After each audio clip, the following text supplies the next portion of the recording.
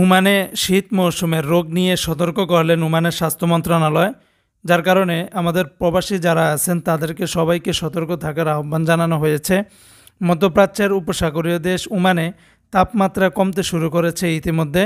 সুইক, মাজিওনা এবং থামরাইত সহ কোথাও কোথাও শীতের তীব্রতা অনেকটা বেড়েই চলেছে। তবে গত 24 ঘন্টায় সর্বনিম্ন 9.1 ডিগ্রি সেলসিয়াস তাপমাত্রা রেকর্ড করা হয়েছে সুইকে। এদিকে আজ বৃহস্পতিবার ওমানের আবহাওয়া অফিস পূর্বাভাসে জানিয়েছেন যে উত্তর এবং পশ্চিমাঞ্চল থেকে বয়ে আসা হিমেল হাওয়ার প্রভাবে সামনের কিছুদিন তাপমাত্রা আরও কমতে পারে। আবহাওয়া অফিস জানায় আগামীকাল কয়েকদিন মুসান্দাম, আল বুরাইমি, দাহিরা, দাখিলিয়া, আল ওয়াস্তা এবং দোপারে হিম শীতল বাতাস বইবে।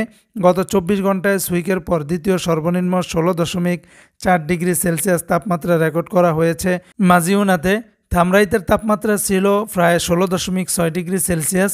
এছাড়াও হাইমাতে 16.7 ডিগ্রি এবং আল কামিলে 17.3 ডিগ্রি এবং মুকসিন এবং ইব্রায় 17.9 ডিগ্রি সেলসিয়াস তাপমাত্রা রেকর্ড করা হয়েছে। প্রবাসীরা জানান, দিনে ঝলমলে রোদে স্বস্তি মিললেও রাতে শীতে কাবু হতে হচ্ছে। তাছাড়া দিনের বেলা কিছুটা গরম আর রাতের বেলায় ঠান্ডা আবহাওয়ায় এই তারতম্য জ্বর, সর্দি এবং ডায়রিয়া, শ্বাসকষ্ট সহ নানা শীতজনিত রোগে কিন্তু আক্রান্ত হচ্ছেন অনেক প্রবাসী বা বাসিন্দারা। ঠান্ডাজনিত রোগের প্রকোপ থেকে বাঁচতে সবাইকে সতর্কতা অবলম্বন করার পরামর্শ দিয়েছেন ওমানের স্বাস্থ্য মন্ত্রণালয়।